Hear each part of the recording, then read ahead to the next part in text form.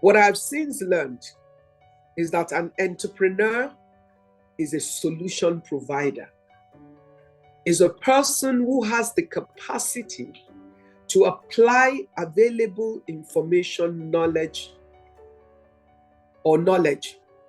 to whatever they consider as a problem that needs to be solved and offered in an economic manner to the population. That is an entrepreneur. An entrepreneur is trying to solve a problem in a way that they get paid for it. Now, the education that we have and the knowledge that we gather and the process of getting our degree, if there's anyone who can bring it alive and turn it into a productive asset, it is the entrepreneur.